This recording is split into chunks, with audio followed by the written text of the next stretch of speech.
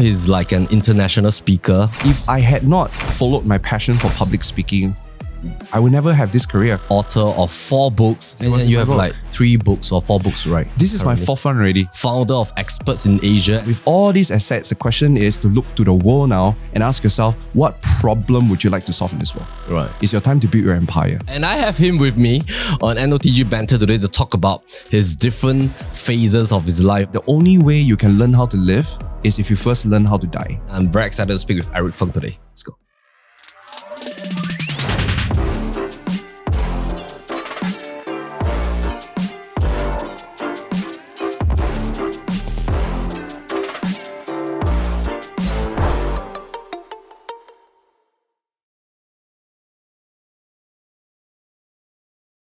Have you been traveling a lot? No. I cut down. Ever since that incident, I was like, okay, I think I just gotta go slow a little bit. The traveling really takes out a lot of the energy. Okay. Yeah. Okay. Yeah. So what happened? I think it was maybe about 2 months ago. I started getting like literal stroke symptoms. Very scary one. I get brain fog, tension headache. And then I keep feeling like I'm always in the day, it's very fatigued. And the last straw was when I felt like I cannot talk. I cannot even enunciate my words, articulate my words. The whole jaw area is very weak. Then, I mean, thanks to ChatGPT, right? Sometimes it scares you, you know. So I started putting all the symptoms down and ChatGPT says, maybe you're getting a stroke. I was like, oh my God, am I really having a stroke? But you know, stroke, there's this test that you can do, right? To check. So anyway, I text my financial advisor lah. Okay. Then I said that, hey, maybe I should see a brain doctor to do a brain scan. And then they asked like, what are all the symptoms? I get all the symptoms. They forward to the doctor. The doctor immediately said, you better come down. Yeah, they say if this is what you're feeling, then it's quite serious. So the agent drove me down. I was very unwilling. Like, I hate hospitals. Right. I really have very bad relationship with hospitals. Immediately admitted A&E, then did all the check law, but then did all the brain scan. The brain scan is horrible. I hope you don't have to ever do one because I'm claustrophobic. Okay. So you have to go into this very big machine. Right. And you got this button to press, right? So that like if you get anxiety, you can press it. So I tried one time and I pressed just to see her response time, how long she comes. She take very long to come, you know? So can you imagine if I really panic, she's going to take very long to come, which add more anxiety. Long story short is no stroke at all. Not even a semblance of it. So that's good news. Yeah. But the bad news is because they have to check your whole body, right? They end up checking something which I didn't even know exists, which is this thing now I learned. It's called Brugada Syndrome. So it's basically the reason why sometimes when you read news, people just drop dead, especially even the healthy ones, is that the heart just suddenly the rhythm just skip a bit or miss and then you just knock dead. Yeah. And it's not curable. At most, you can only put a device inside there where if suddenly the heart stopped, then you restart the heart again. But you'll get like a shock. You know, so I'm still thinking about whether I really, really want to do it or not.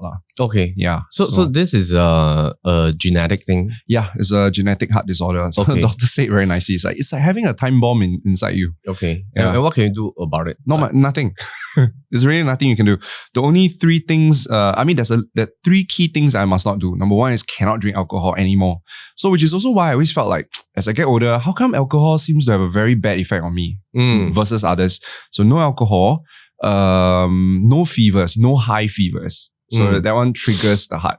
Okay. And then third, there's a whole set of drugs that I cannot take, which is fine because these are drugs I don't take anyway. Okay. Yeah. So what you can do is only to prevent. Only to I don't even say prevent. You can't prevent. It's a genetic heart disorder. So if you look at it purely from a medical point of view, then there's nothing you can do about it. But if I look at it from a spiritual point of view, then I feel that there's a lot I could do about it. I mean, it's really just a wake-up call, you know, to tell me to either slow down or to reassess, right? If anything, this incident had made me very aware of how finite our time is on earth. Which is why recently I have this song that I listen on repeat. You know, it says, live like you are dying. And literally, if you think about it, it's just that I was being given a instruction from the doctor that this could be, you know, lethal. But what's to say that any one of us today, you know, watching the video or listening to the podcast, where's the guarantee that we're going to live like the next 10, 20 years? Because a lot of us really assume that we will live for a very long time. Yeah. We assume that our parents, our loved ones will live for a very long time. But you look at the news, people just drop dead or things just happen. Crazy accidents just happen. And it just you can look at it as being paranoid, but I see it as a blessing. I feel that, there's this book that I read many years ago called Tuesday with Maury. It says that the only way you can learn how to live is if you first learn how to die. And I know it's very morbid, but I feel alive every single day, Melvin. It's like, I'm loving harder. I am cherishing every moment. Obviously, my priorities have changed. No longer thinking about chasing numbers and dreams. I'm thinking a lot about cherishing moments, people. I actually check in, with my friends sometimes if I don't hear from them. I crave for experiences now because I don't want me to delay some things I want to do in the next 10 years. What's the guarantee that's 10 years? So whatever I want to do, I'll do it. And yeah, like this podcast, I love podcasts these days because I think that's the only way you can leave a legacy, right? Yeah. Like one day if I'm no longer around. It's always there. Yeah. And you know something, Melvin? Last year I lost many friends last year. This year I lost a friend also, and they're all entrepreneurs. And I still remember I did a podcast with one of these entrepreneurs who doesn't like to create content on social media. He's a very introverted guy. Okay. But I managed to convince him to do a podcast with me. And we had a very good 1.5 hour chat about his life, how he started the F&B business, whatever, right? And then he dropped it. And his sister actually texted me on WhatsApp and say, hey, we know he did an interview with you. Is it okay if you send that video to us so that, we can keep watching it if we missed him? Yeah, that actually was what made me go like, it's so meaningful. One additional reason why as entrepreneurs, as moms, as dads, as children, create content because that's one thing that lasts. Yeah, if I miss the person, I could keep watching the video. At least it will bring me some comfort, right? Yeah, and it's easily searchable as well. Like just with your name and exactly right. I think just now what you have shared was that like over the last 2 months. I think it's just 1 month. Okay, that you from admission to now is about a month. Let me think. Now it's okay. 1 month plus only. Right. Yeah, but it felt like a lot has happened over the last 1.5. The first time I first met you was I think about 10 over years ago when I first attended your one of your event. It was like you that time you were like wearing this black coat. And then what was that event? It was like you were speaking with another 2 speakers talking about sales. It's a 1 day. Correct. It was a sales conference. It's very funny, Melvin. Every time people say that, hey, I've heard you speak, I always ask them, what colors were I wearing? And if you say black, it's phase 1 of my career. Right. If you say pink, I know it's my phase 2 of my career. And that was like 10 over years ago. 10 years ago when I just started. And looking back from your journey, right? And then comparing to your realization over this past 1 month,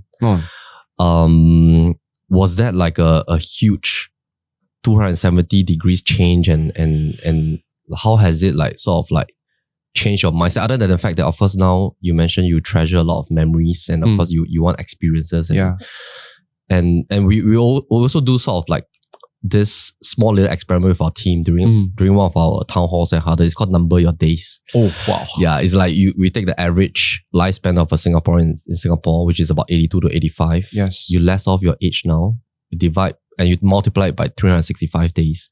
We'll be shocked that actually quite a fair bit of us has only like less than 10,000 days or 10,000 days. And I saw a video where they mapped that rectangle, right? All the squares with our mom and our dad in a reverse order. Yeah. And then you get to see how much time you actually have with your parents. Yeah. And our parents is like perhaps averaging about 3,000-4,000 days. It's very scary actually. Yeah. How has that like, you mentioned a couple of things just now, like chasing numbers, your career 10 over years in the last 20 years. What has been the biggest realization? Actually, I wouldn't change anything, Melvin. I just feel that, okay, maybe I'm an eternal optimist. I always feel like we are all coming to earth, right, to learn lessons. We are here to experience, we are here to grow, we're here to learn, and we're here to serve.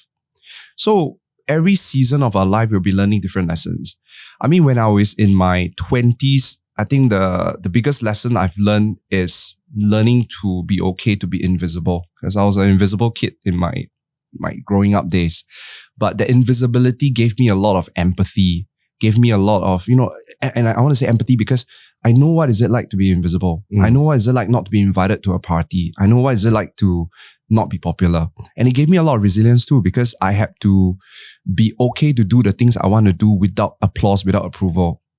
And it also gave me a lot of clarity because I know who I am because I don't have to try to seek approval because anybody knows is approving me. So I would just do what I want to do. So that was my 20s. right? And then my 30s was about visibility, learning how to build my brand, learning how to make a mark in the business world. And it's so important lessons because if I had not gained the lessons of sales, marketing, branding, I would not have spoken in 38 countries over the last 10 years, right? But now I'm in my 40s. I'm turning 43 really, really soon. And I think now it's legacy. It's about, okay, you went from invisible to visible. Now people are seeing you. What are you going to do with it? What are you going to do with that platform? And I want to use that platform to shine light on the people who are unseen.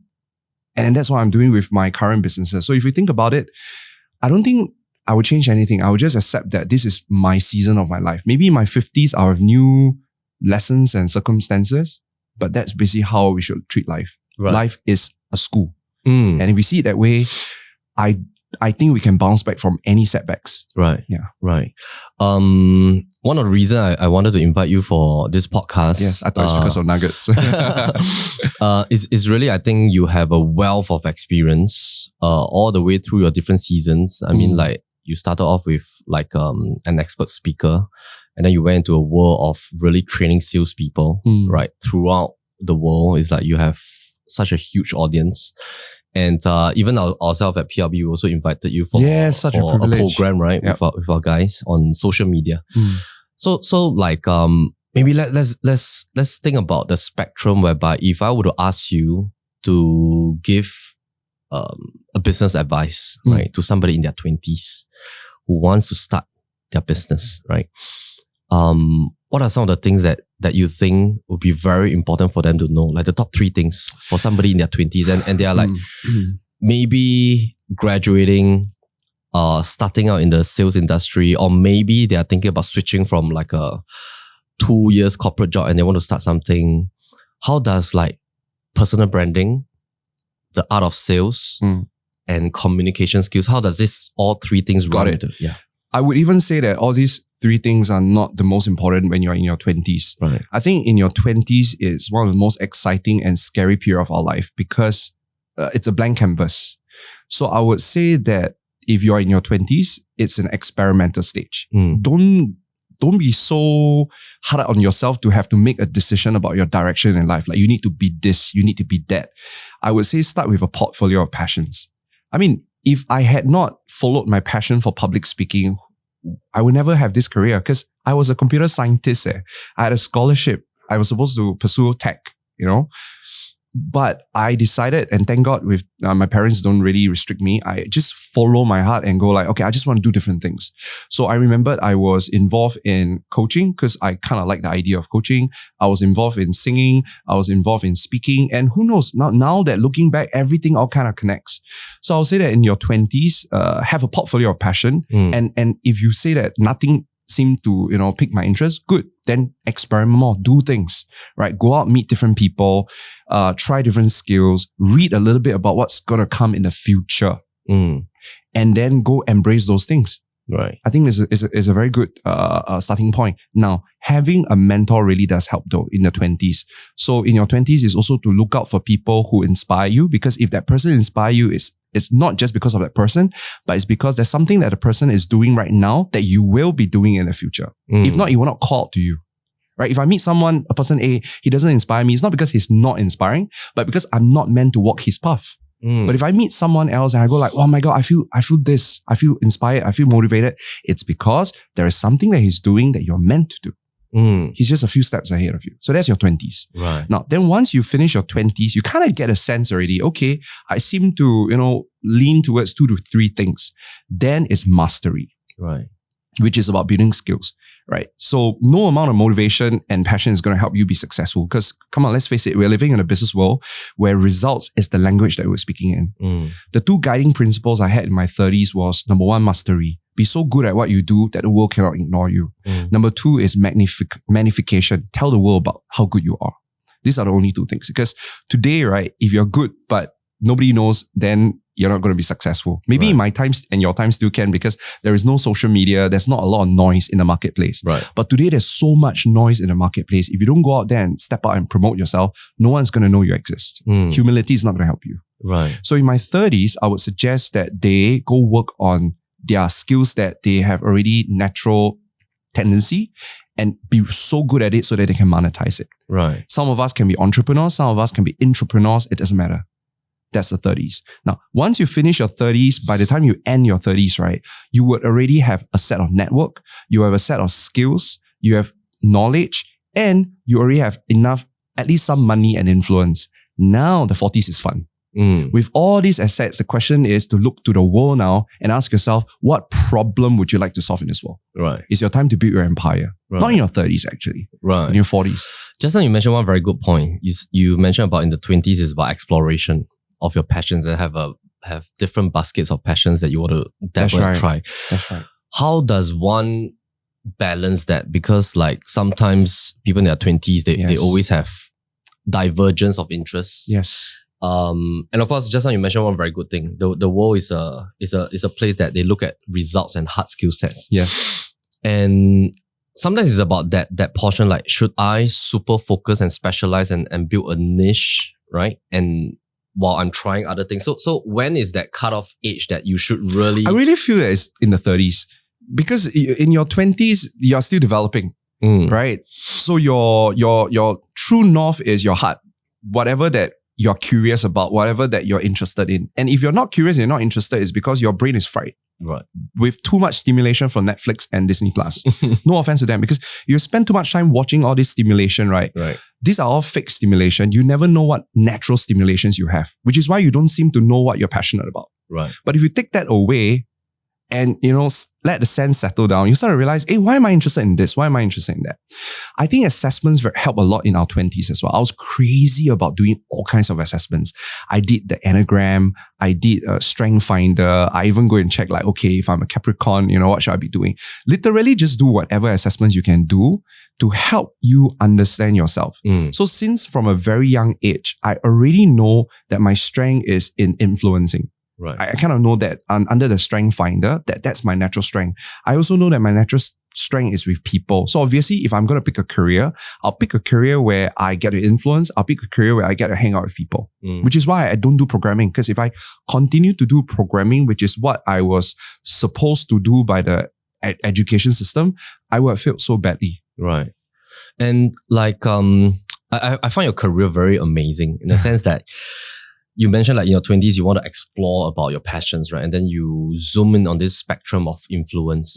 But as I was like reading about your career, following you as well, it seems to me like you started with public speaking. Correct me if I'm wrong, public speaking. There was a season you went really all out to train salespeople. Yes. There was a season that you went all out to train people on social media. Yes. And then there was a season that like, I don't know whether it's in the past 1 year or something, but you launched back like public speaking again. Yes, right? yes. And then of course now you're starting like your experts in Asia, like training other speakers on how to speak like you. Correct. And it's really like a platform to mount speakers and also like to position speakers. That's right. Yeah. So this is to me like a huge How did they all fall in, right? I help you box them up. Yeah. So when you saw me in the public speaking time, right, it was one of my passion. But actually there were other passions 20s. in my 20s. Right. And other passions that you didn't see because I wasn't very good at it. I actually dabbled into acting, singing, hosting. I remember I even auditioned for a Jack News show, I think. Okay. No, not a Jack News show. It was Haidie. Haidie is Ocean Butterfly, some singing record. 唱片公司. Then I prepared English song, right? And I remember auditioning, singing. Then they're like, okay, we heard you in English. Can you sing Mandarin songs? Back then I don't know how to speak Mandarin.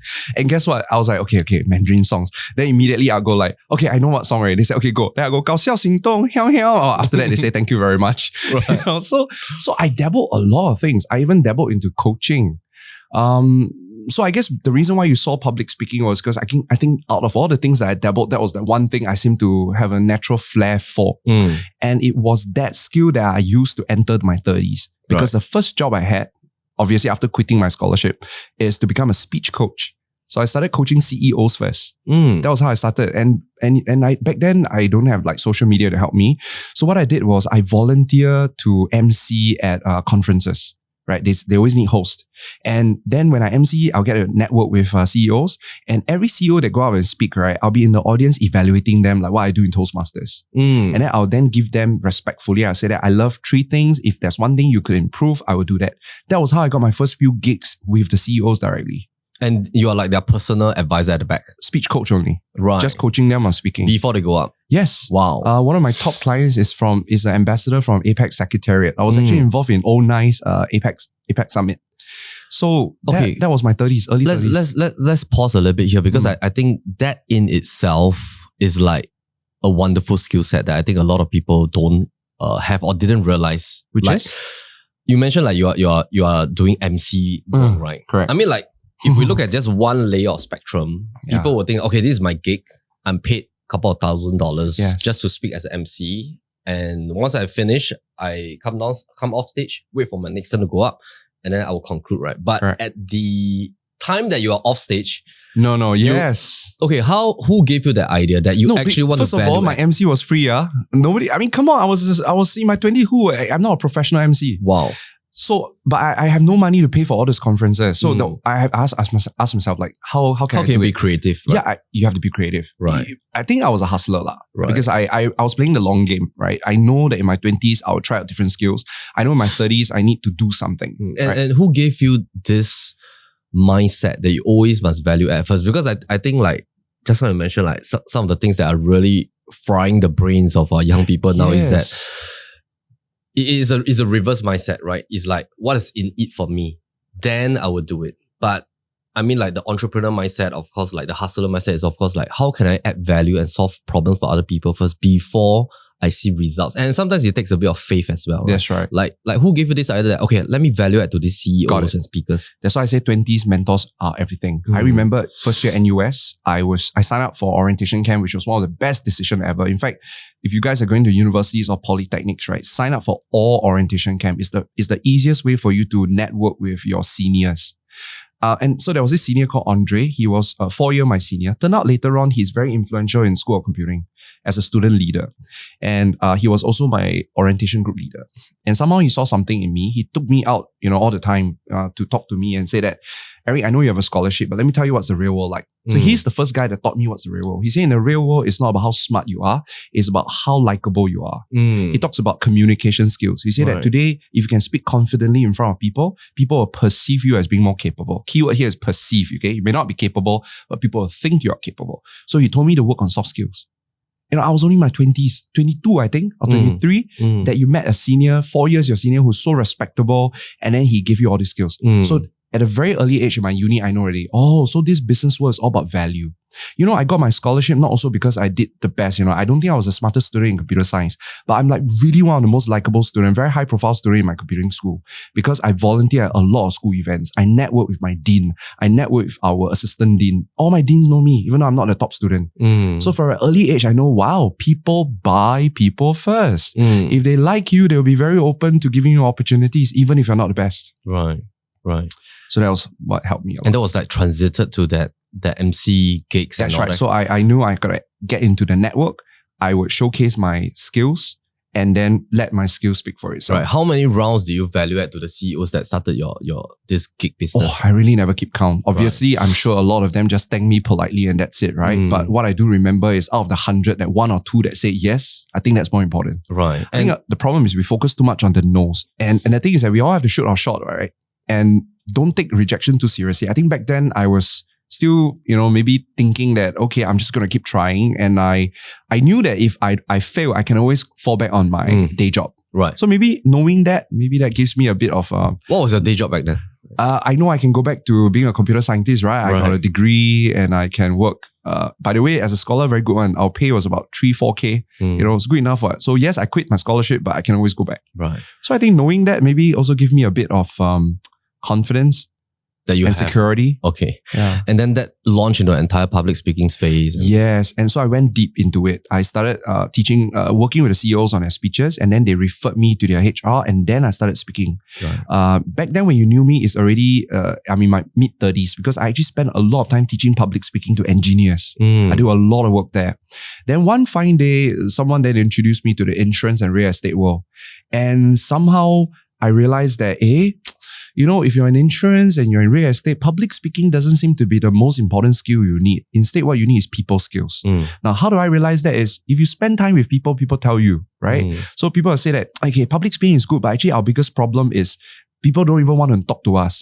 That was what led to my second speech, which is charisma. Right. Which I later then realized, the reason why I get all the CEOs to work with me is because I was charismatic, not because I'm good looking, but it's because I'm likable. Okay, there's a science to being likable. Then I started teaching that. That was what opened me up to the sales world. Right. So it was through that charisma spectrum. Yes, not even public speaking spectrum. Right. Charisma.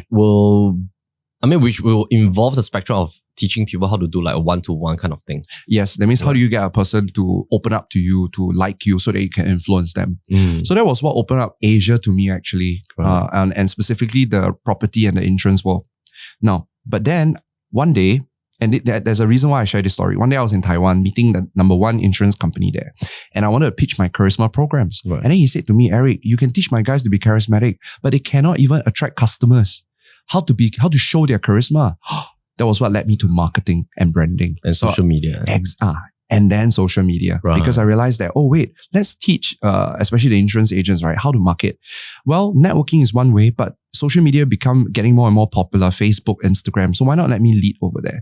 That was what started. That was in your 30s as well. That was all in my 30s. So my 30s, I pivoted 3 times. Wow. Public speaking, charisma, then branding. Right. And what guided me to do this is like what you just said, rightfully pointed out, which is be curious about who you're serving.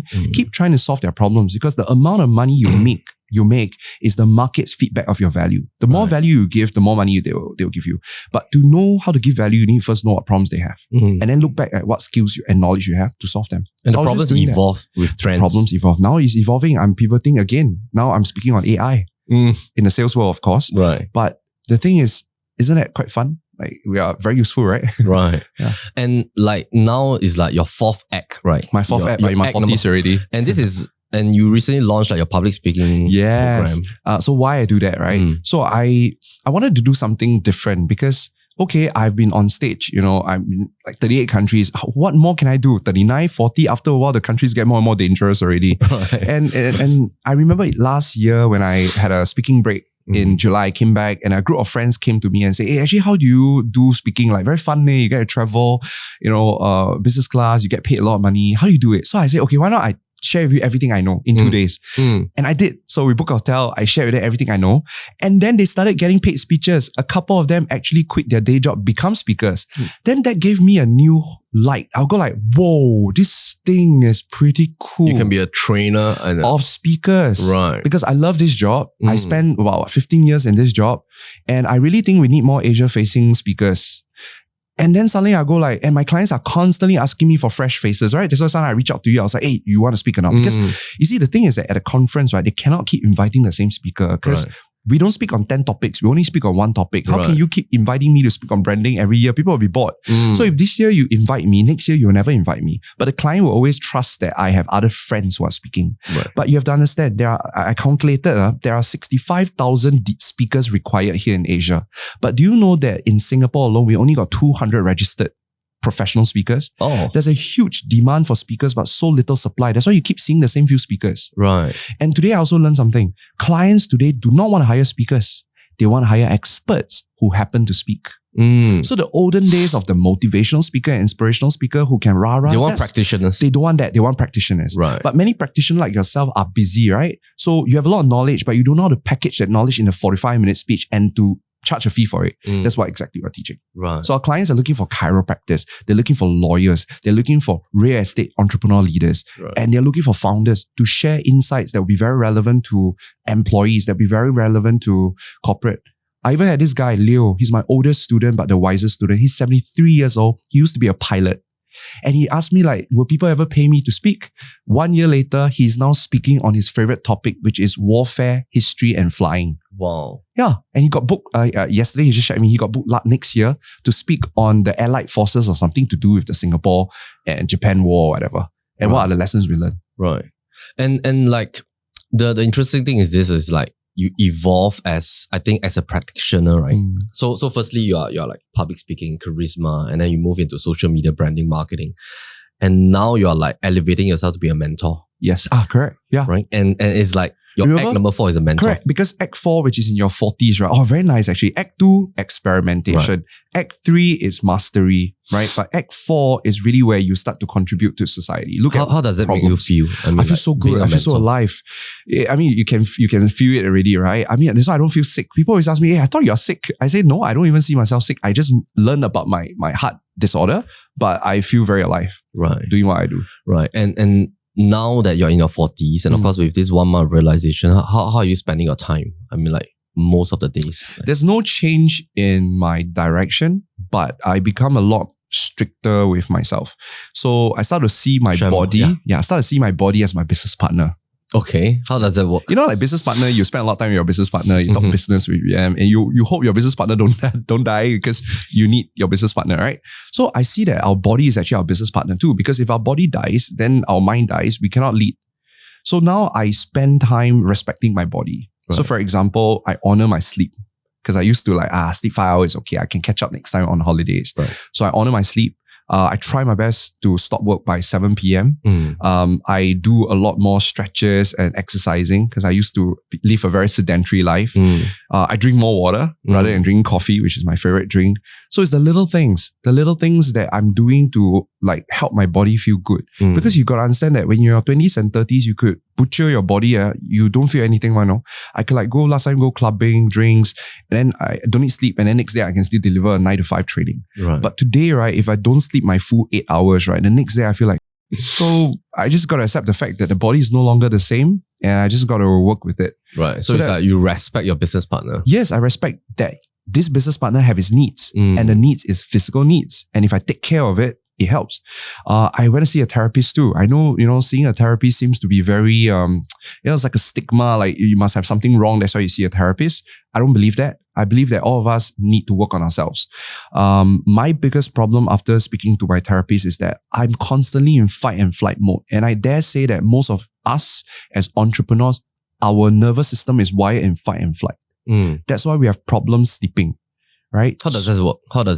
Elaborate? Fight or flight means that you're constantly on full alert, right? Your adrenaline is high and therefore you find it very difficult to unwind and cool down. Like even when you lay on your bed, you're still thinking about stuff, business ideas. Your brain is churning, your emotions are wild, right? And that affects your sleep. And even if you can sleep, if you check on your tracker, your deep sleep is very, very low. So recently he taught me an exercise that really helped me a lot. I could sleep through the night without waking up, which is, I used to wake up like 3 to 4 times a night, right? So he taught me this exercise. So this exercise goes like this. So number 1 is you close your eyes and then you start imagining that you are in a peaceful place, right? It could be a forest, it could be scuba diving. For me, it's a forest. And then he taught me to do this exercise, this stroking exercise. Because if you think about it, when you were a kid, right, your mom always does this to you, to kind of calm you down. So this naturally still has an effect on us. So he got me to imagine myself walking in a forest and then doing this, counting 20.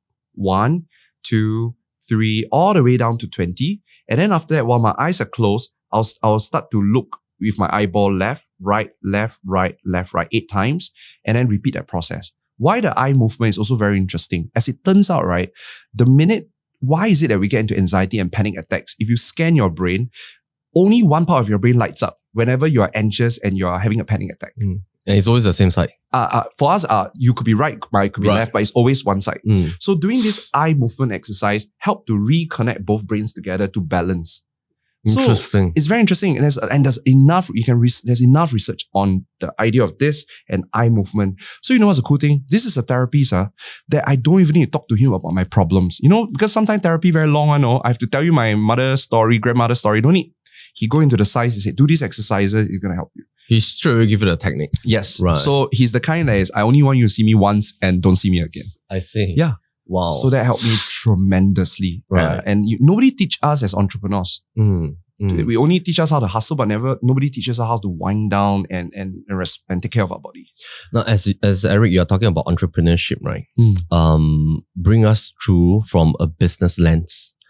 Just now we talked about your seasons as a practitioner. Yes. And of course now you're being a mentor. Yes. Bring us through like some of the business skills that you have learned over the years. For example, when people start as maybe a public speaking expert, it could be like a self-employed model first, then slowly it will evolve to like a team and stuff. Like, what are some of the precious business skills over the years? I would say that the fundamental skills that all entrepreneurs need to have, besides having a vision, right? I think we are entrepreneurs because we have a certain vision of how we want to serve the world. So that one, put it aside. Marketing skills, I think, is one of the most valuable skills. And it's the most like under the radar. Under the radar, or people think that marketers are liars, so they don't want to be a marketer. But you think about it, right? Customers are your bread and butter in every business. Like, you can have the best products in the world, but if you do not know how to communicate that your products are great to the customers who appreciate it, your business still dies, no matter how you manage your cash flow. So I think if there's one thing that has helped my business a lot is having the balls to market. I used to not, even though I told you like mastery and magnification, but I also sometimes feel like I don't want to run ads. I don't want to do web class. Yes. But my mindset have changed tremendously. If you don't tell people about your program or your product, someone else is going to do that, which is your competitor, and they're going to still take the business away. The money needs to be spent regardless. It's whether the money spent on with you or with someone else. But if you really think that you're good, why shouldn't the money be spent on you? Right? Yeah. So especially if you're doing good work. Exactly. So it's the good people that usually don't market because they have this mindset is, if I'm good, the world will know, which I already say, in your time and my time, in the non-social media time, it's true.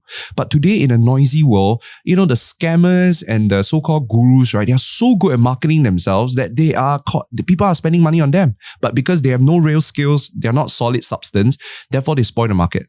But the good people need to step up. So if the good people step up, good therapists, good real estate leaders, good advisors, if you know how to do your marketing, the customers will find you and you will serve them well, and it's a happy story.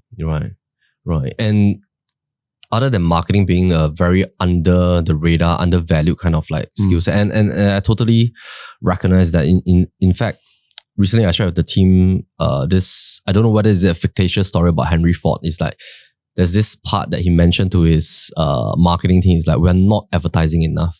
Yeah, it's like, really, they're not advertising enough. And that pairs with this terminology called the moving parade. It's like in the world of business and advertising, there are always new audiences that don't know about you. Yes. People become 21 years old, 25, 30 years old, and their needs evolve as they go through seasons of life. And we can never stop advertising. We can never stop marketing. It's like, we always have to constantly tell the story because there are new audiences that just... That's a very good point. Yeah. And this moving parade has been with me for so long because sometimes we think that we are doing this business every day. We are crafting our new positioning story every day, our new ads and stuff. But we feel that we are seeing them so much that we thought that the whole world has seen them. Yes. But actually, it's just because we are in the business. Yeah, it's a curse of knowledge. Yeah, and it's like, we thought that we're advertising too much and we are really like bothering people. Yes. But actually, there's so many people that don't know about us. However, I need to add a disclaimer, right? So having said that marketing is important, but the way we market has to evolve. So yes, we can still do some advertising. It's a fast way, right? And it's all about your return on ad spend. So people always ask me like, oh, ads are very expensive. If you spend $1 and you don't get anything, even $1 is expensive. But if you spend $1 million and you get $10 million, then $1 million is cheap. So it depends on your return. Right. But I think that your viewers need to understand that marketing has evolved. Advertising is not the only way and it should not be your entire strategy. There are a few things that I've been observing and I've been exploring that has helped a lot. Obviously, one of the marketing methods that have led me to become a global speaker is being good at what we do, right? So that's one. But the second one that is also very important is actually personal branding. Because these days, there are so many scammers, right? So people want to know who's the face behind that brand. So if I know you and like you and respect you as an individual, then I will also respect the business that you're in. So personal branding is a very important aspect of marketing. Next, the other part that's also extremely important is actually public speaking. That you think about it, right? The minute you're on stage, you go from an ordinary expert to a celebrity expert. Like the minute you have a stage, whatever that you say carry weight. And that's also important. So if there are entrepreneurs out there who actually have a flair for speaking, you could really consider public speaking as a way to generate leads. Not only do you get paid, but you also get leads. And it's one to many. At one go. So that was my two methods. Branding and speaking was my core marketing strategy. On top of that, I lay that with advertising. But I found two more ways of marketing that we have secretly been doing that has been helping us a lot. One is community building. Two is live streaming. Right. And let's mark our words today, right? This day we are doing this recording in 2024. Live streaming is going to be the de facto way of marketing in future. You already see this. People actually logged on to a live stream on TikTok just to see what people are selling. Right. So I think that as an entrepreneur, we need to explore these 5 ways. Advertising as your old school, branding, then we have your community building, public speaking, and also live streaming. Right. You need a portfolio of marketing. Explore all 5, see which one worked the best for you. Right. And advertising, I mean, like in the whole marketing spectrum is one spectrum whereby it's paid, but it's short term. Exactly. Yeah. And I think the other 4 spectrums you mentioned is really about your brand, your organic reach that are very long game. Yes.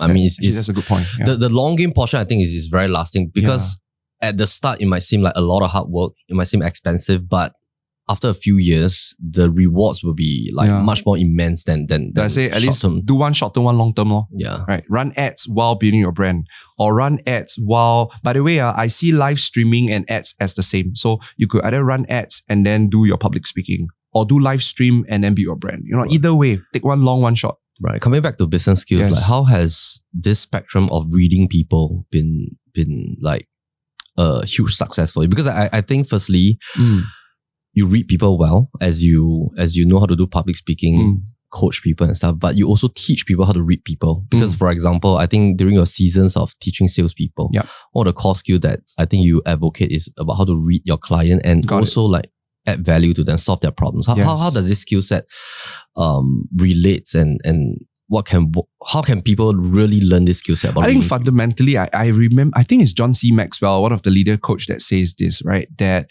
people don't care about what you know unless you first show them how much you care about them. So I think that fundamental principle remains the same. The way to influence people is to first be genuinely interested in that person. I just think that that's what people want. People want to be heard. People want to be seen. People want to be felt.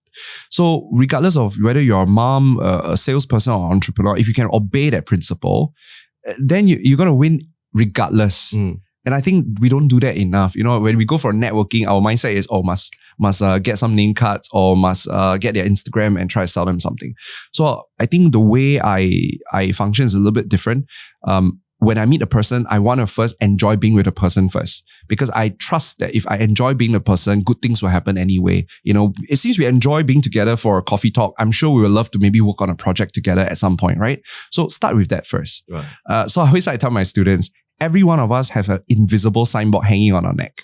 And that signboard got 4 words. If you obey these 4 words, right, they're going to love you. And the 4 words are, make me feel important.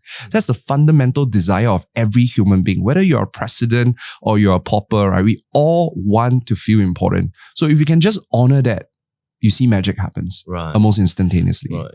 And it still goes back to your first act, right? It's like always value adding and making people feel important. Yeah, because people buy people first. Right. Let's talk a little bit about your current business. Sure. Right? You are training experts to speak. Yes. How does this platform work, and like how can people onboard on this platform? Got it. Well, it started very organically because remember I shared with you that as a conference speaker, right, the client will never invite you to keep speaking year after year because it's very boring. So they're constantly asking me for referrals, and there are only 200 of us. So after a while, I also have no one to recommend already, no one to refer. And then clients started thinking, okay, can we give us some fresh faces? Maybe they don't have to be full-time speakers, but they can speak and they got some experience. So I remember I had a podcast which I brought you on, right? And I interviewed a lot of very successful entrepreneurs. Highly sought after. Yes, highly sought after. And then one of them, I think he's in his 30s and he made $30 million out of a business. And I just shared that story to my clients. Said, I know of this guy. He's quite eloquent and he's very young and he's able to do this. They were like, oh, this is really good. And then we just introduced. And then one thing led to another. A lot of my podcast interviewees started becoming speakers for my clients.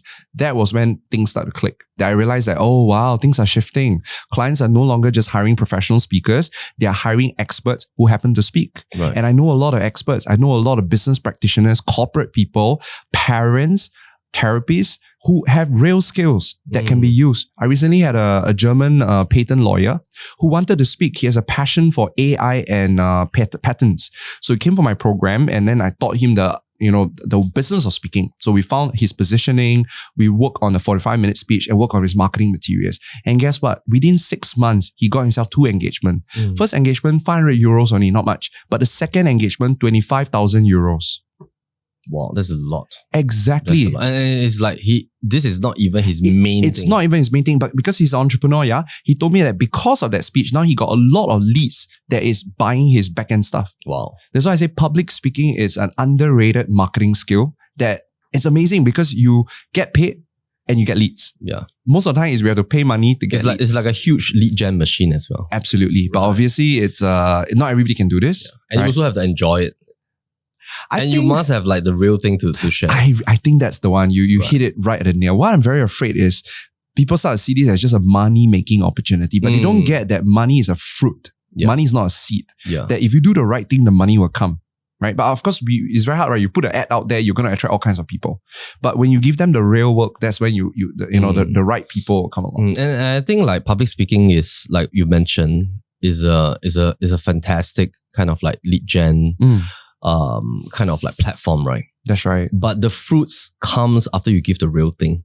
And sometimes if you don't give the real thing or you don't have that capability, it can also damage you. No, it will backfire. It's like branding. Right. And just one speech, people already know whether you are the real stuff or not. Correct. So that's why I say marketing is number 2. Number 1 still goes back to what we just talked about, which is mastery. Right. Like you really got to be good at what you do, which is in your 20s and 30s. And especially your 20s. This is why you see you can milk the results in your 30s and 40s if you have done the right thing in your 20s. Right. And if you've been working on real skills and you've been using your skills to serve, to build your things, solve problems in your 30s. By the time you're 40s, right? You have results to show. You have results to show already. Stories to share. Exactly. Then the platform opens up to you. Right. Awesome. And I heard you talk a little bit about 2 topics, which let's talk about these 2 things before we end the podcast. Sure, of course. One is about money. One is about AI. Okay, yes. I'll leave AI for the last. Okay. I want to understand money and success. How has that evolved for you since childhood? In terms of like what was your money language at home, and also like through your years of building a business, your brand, sharing and mentoring others, how has that come into the entire picture in terms of financial success? I think when I was growing up, I don't really have a very good relationship with money because my dad was a taxi driver, my mom was a housewife, and I look at how they earn money, right? I realized that money very hard to earn. Like every dollar. Does that create fear in you? Yes, a lot of fear. And I remember that like if I go to a toy store, I cannot buy what I really want. I have to pick the cheapest toy. Actually, I want something more expensive, but I know that dad's probably not be able to afford. Or I also don't want my dad to spend so much money on me. So I will always choose a toy. He probably doesn't know this. I will always choose a toy that I don't really like, but it's cheap enough that he'll be okay to buy, So that was me when I grew up, that I always feel undeserving. I always feel like I cannot accept free stuff. Like I feel like I don't deserve like when people like buy me treats or what, I feel very weird. And I think that I must work very hard to make money. And that has been a problem for me as an entrepreneur, because as an entrepreneur, I keep thinking that, I must work hard, then I can make money. And therefore, I will never pick the easy way to do business, which is stupid, right? Because there are so many other ways. Like for example, building a team. If you build a line team, they can help you achieve a lot. But because I thought, building team, you spend money. No lah, I do it myself. That's the reason why as an entrepreneur, I realized that at the beginning, my business is not even a business, it's a self-employed business. That means if you take me out of the equation, right, the business crash. I'm not willing to spend money. That's why I don't do advertising at the beginning. But and then the worst was in my 30s, I hired a CEO to run a company because I figured that I'm not good at running company. So why not hire a CEO to manage all the finances? And we end up in a $1 million debt. Because I don't look at finance, so I don't know how the money is spent. I just assume there's always money until one day I was told that we have no money. And that scares me. I was like, oh my God, right? I thought like I'm not good with money, so I get someone to do it. But because I don't look at it, it's worse. So I would say that my money conversation is a lot of fear, a lot of uncertainty. A lot of anxiousness. A lot of anxiety as well. And also why I don't like talk money. Like, sometimes I feel like if I have to negotiate my speaking fees, I feel very nervous because I feel like, no lah, anything you feel like you don't deserve it. Yeah. So that was my conversation. It took a lot of unwiring, a lot of self-work to see that, money is really just a tool. One book that has tremendously helped me a lot is by Ken Honda, who has this book called Happy Money. And he told me that if you open your wallet, right? And I look at your money, I'll know whether your money is happy money or sad money. And I was like, oh my God, what do you mean? He said, money has energy. Like when you give people money, do you give it happily? Or do you give like, oh no, I give, right? I scared the money will never come back. But if you, every time you give money away and you say arigato, you say, thank you money for being with me. Now it's time to bless someone else. The money will keep coming back to you, right? So you got to be generous. You got to be willing to spend the money and not spend in a way that is scared the money will not come back. Spend and know that, you know, it's going to help people. And also when you charge people money and people give you money, it has to be happy money, not angry money. That means people don't feel like you're cheating them. Because they might pay you and because of your refund policy, they can't refund, but they're still upset with you. The money is still sad, angry money. It's not good for you. So that means you got to still serve people, because if people willingly, happily give you their money because your money have made them make more money and bring more happiness, you're going to keep attracting wealth. Right. Wow, that one helped me so much. Right. When was that breakthrough for you? A couple of years ago, in my late 30s, after that $1 million debt. Wow. Yeah, the $1 million debt. It was so scary. Because I realized that, wow, I need to make back the money. So I need to change the way I think about money. And then that book came along. Was that one of like a very dark season for you? Wow, of course. I mean, like, you know, I'm the kind of person that don't like to owe people money. If I owe you $1, I'll pay you back $2. And then now you ask me, I owe people $1 million. It's not something you can pay off immediately, you know. It's a very scary feeling. Right. But you know, that's why I say I'm an eternal optimist. When that happened, I also tell myself, one day I'll get to share my lesson, because a lot of our greatest challenges will end up becoming the greatest lessons of hope for others. And I told myself, wow, if I can get through this, this is going to be a big breakthrough. And I really got through it. Do you know I pay off my debt in less than a year? Wow. How? Branding. Because in 2019, where I was like the peak of my debt, right? It's also my peak of my speaking career. I was flying literally about 16 countries and the money was good. Then I used this money and then everything. No, not enough, because speaking money only, I went to build a funnel. That was the first time I advertised. I scared to advertise. So I decided, you know what? I really need the cash. I better create something that's valuable. So I created two things. I created an online program, 997, and I created a coaching program, 30K. And I was like, my God, who will pay $30,000 for me? But then, you know, because of the mindset, I go like, okay, if they give me $30,000, I jolly well better make sure they make back $100,000 of value. So that was what I did. Wow. So I had 50 students that paid me $30,000. I had 1,914 people that paid me for 997, plus all my speaking engagement. With that money, I hired a good lawyer to got me out of the situation. Wow. And then after that, then pay off all my debtors. Wow. That's why I was able to clear it within a year. Wow. Yeah. Wow. And so my resolve of branding becomes so strong that, wow, if you build your brand now, you know, so I always tell my students, you know, in bad times, your personal brand is like your guardian angel. In good times, your personal brand is that push that you need to go far. And on hindsight, it's like this dark season actually evolved to a new period of skill sets for you. Yes. Right. I mean, but it's suffering. Yeah. I mean, I will never want to go through that again. But I think that's life, you know, like now I have a new lesson to learn. Was that story in your book? Yes. And you have like 3 books or 4 books, right? This is my 4th one already. Right. Yeah. Congratulations. So I have a white book, yellow book, red book, pink book. Right. And yeah, I think that was such an inspiring story that you have. Let's talk about the last portion, which just mentioned a little bit about AI. Is that going to be your act number 5? Like, yes, I suspect so. Okay, share with us. I'm still okay. So I'm still thinking. What is this either about? Mental health or AI. These two topics I'm AI with sales, AI with branding, or like. I think I don't know yet. Okay. I still don't know. All I do know, Melvin, is AI is gonna rock the world in 2 ways. If you are in it, you know, if you're using it, then AI is going to catapult you.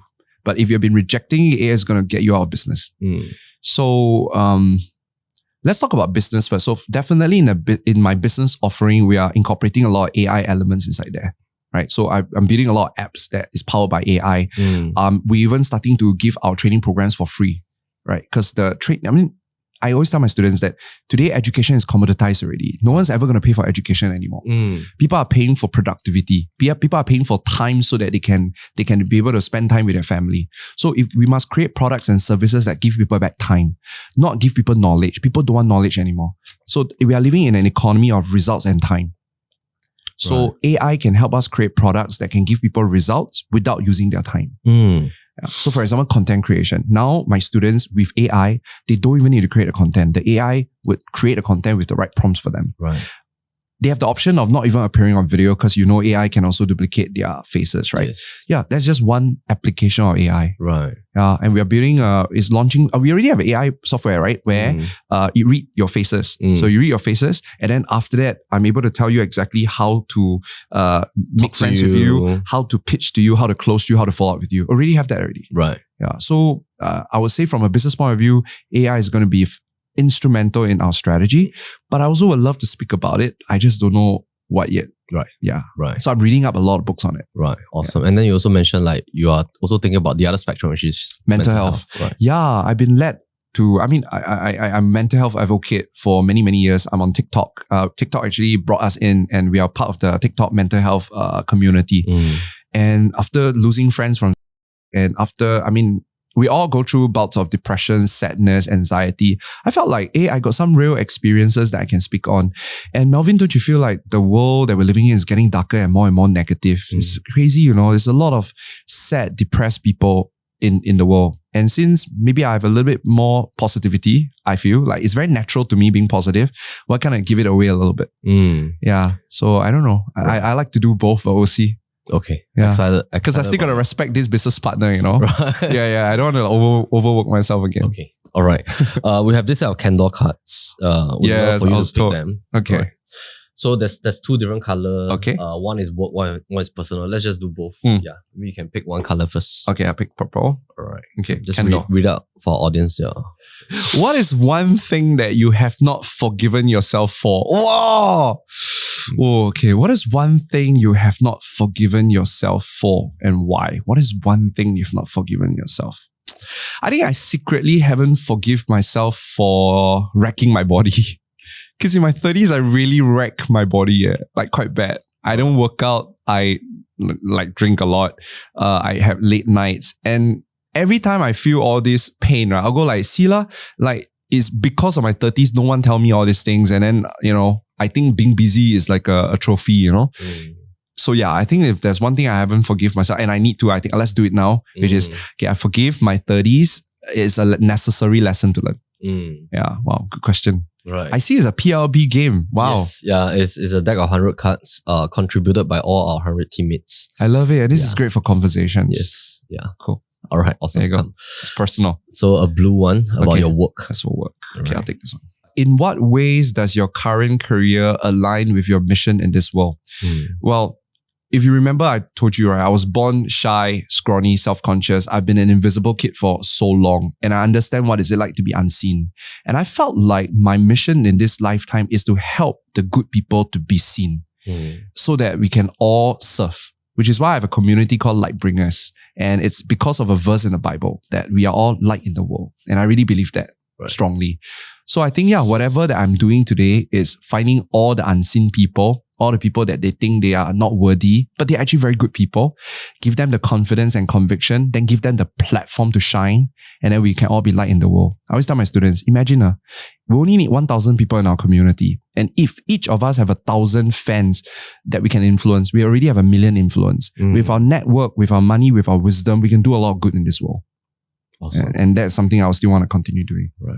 Thanks for sharing. No, thanks for asking. Yeah. And it's been a pleasure having you here.